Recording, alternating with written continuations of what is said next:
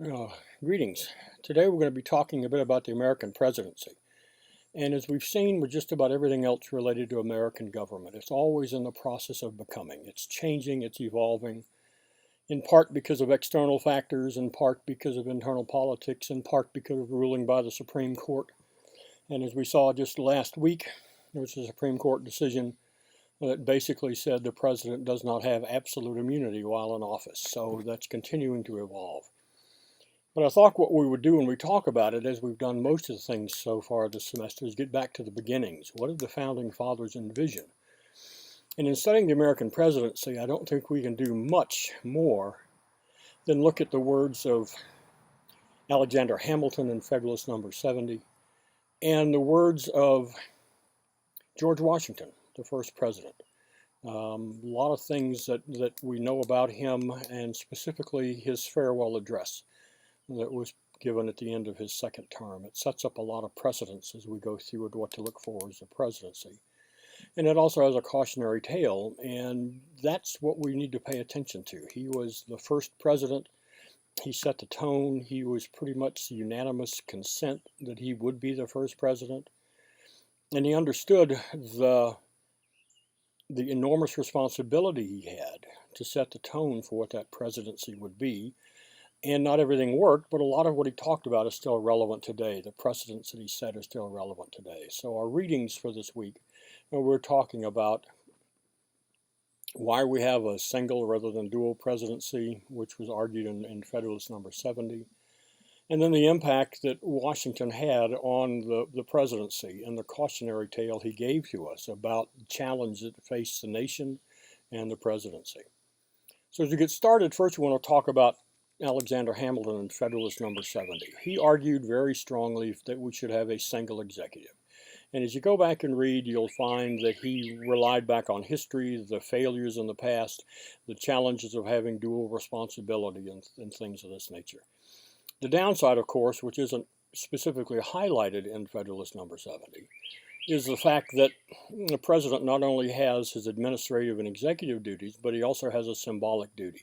So there are examples in other countries where they have an executive who takes care of the administration of government, and they have a figurehead, someone who does for the publicity part of things. That's not what happens in the United States, and this combination of a single executive was argued for very forcefully in Federalist number 70 by Alexander Hamilton.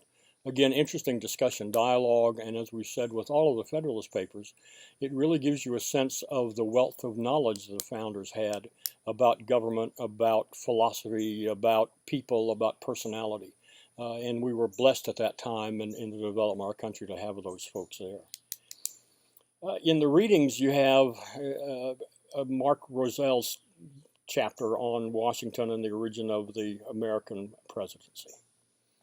And again, we will emphasize this several times, Washington took his responsibility very seriously. He was, again, the universal idea of what the first president ought to be. And he took those responsibilities very seriously.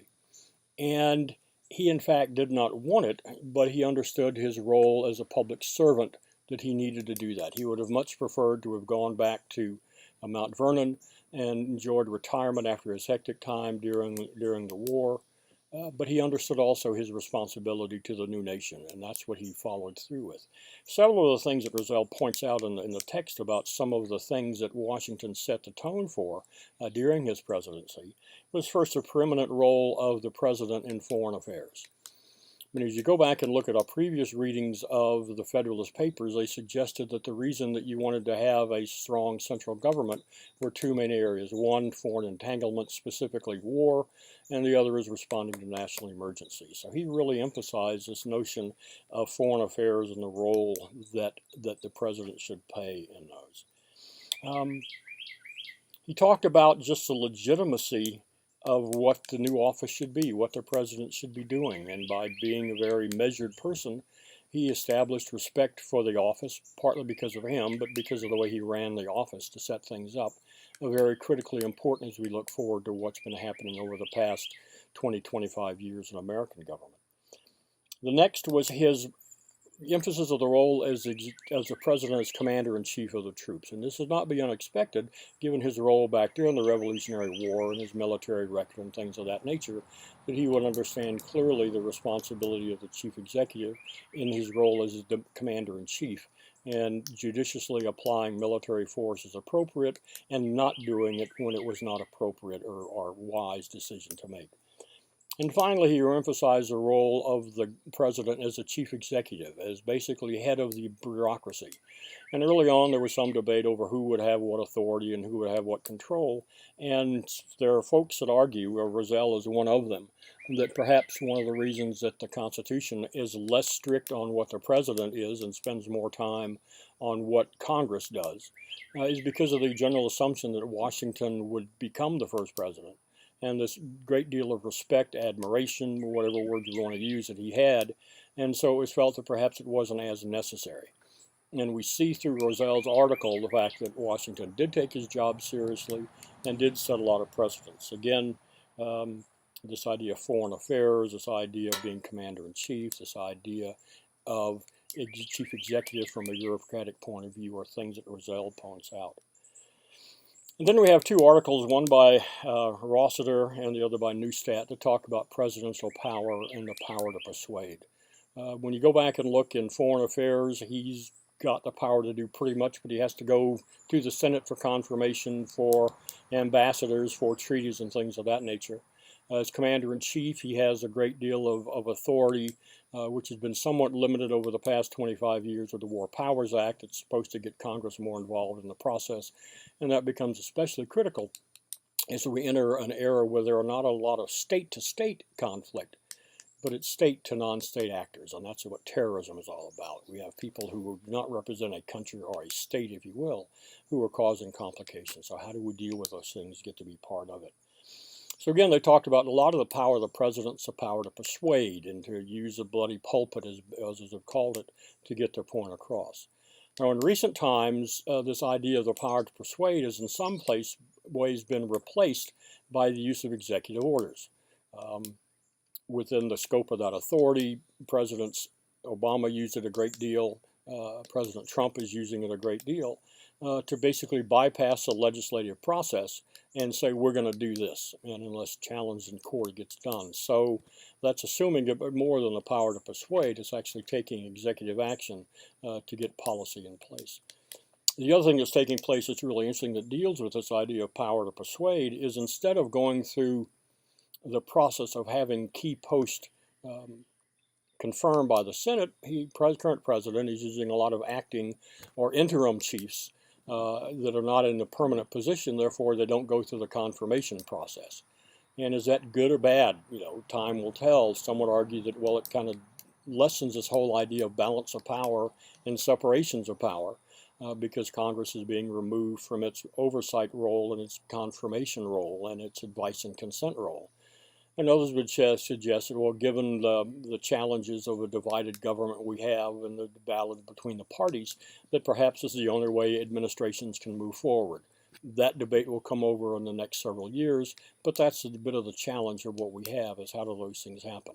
So this idea, again, of presidential power is slowly evolving. And when we get into Congress, we'll talk about the difference between unified and divided government as a new reality, and the fact that we have divided government when the president and Congress are of different parties and the House and the Senate are of different parties, what that does to the idea of compromise and working together to solve the issues of the American people. We'll talk more about that again when we talk about Congress, but as relates to the president, the delay in getting Supreme Court justices approved, the delay in getting other positions approved, we're basically moving toward having acting or interim to avoid that process. The next serious reading that comes out of your text is the works of a guy named James David Barber, who had the whole series of books 25 years ago on presidential character, looking at the idea of personality traits, how they tended to view the office, and how that affected their reign and their role. Interesting discussion. We understand personality makes a difference. The challenge in looking at those things is how do we collect data to really accurately reflect One would suggest that perhaps that's easier today, given the fact that everybody's a reporter, that everybody has access to a camera, that there are very few now off-the-record comments to get a good sense. So maybe we can revisit that at some point, but I think there's recognition that personality does make a difference. The new book that's just been published by a relative of President Trump suggests that personality in many ways is a driving factor. Neither here nor there, but this issue, how do we understand why a president takes a role and does the things that the president does? And to kind of wrap up this discussion, we'll go back to Washington's farewell address. And there are probably three key issues that come out of that are very, very important to do. And the fourth might be the fact that he set the precedent for a two-term presidency, which has now been incorporated as an amendment to the Constitution. But his basic areas of concern were back to the Federalist number 10 that we rolled about with this idea of factions. He was concerned about geographic division, where certain parts of the country develop alliances and whatnot independent of the national and put those interests above. There are those that suggest that perhaps a civil war was an example of regional coalitions that were formed. One could also look at the current debates over the major differences between coastal states and inland states and their ideology. So this idea of geography being in place of a nation as a whole, which he was very concerned about doing. One that ties on to that was his notion of concern about political parties. He was concerned about political parties and what role they would play and how powerful they would become, which then raises a question. When people take their oath, do they take an oath to support their party, to support the Constitution and the people in it? Again, challenging question to think about, because to whom does an elected official's allegiance lie? To the president as an individual, to the president as a position, or to the Constitution? And what responsibility do they have to speak out when there is a perception that the president is exceeding the authority given to them by the Constitution? And then what role does party play in our willingness or our ability to look at the foibles of any particular president? And there are those that suggest that the impeachments, with perhaps the exception of Nixon, that how they were partisan in nature and that they were driven. And in fact, that was the argument that was made during the impeachment of President Trump, when it was a partisan witch hunt. And the reality was you had, again, Congress was divided. You had the House of Representatives dominated by Democrats who put it forward, and the Republicans who controlled the Senate basically saying from day one nothing was going to happen with it. Well, what does that say about the rule of law, the president, and to whom do allegiances lie? Washington was concerned about that and mentioned that out. So this idea of geographic sectionalism being put ahead of a national interest and this idea that we're all Americans. The idea that parties would get involved in this and that the party loyalty could jump up and expand beyond this idea of what's best for the nation as a whole. And then the third is one that's interesting in this day and time. He was concerned about foreign entanglements. He was concerned about foreign involvement in internal domestic affairs and the negative impact they could have. And we've had that issue at least since the Trump election in the first time. What was the role of hackers, the role of Snowden, the role of any number of people who released information? What role did foreign governments have through hacking, through misinformation?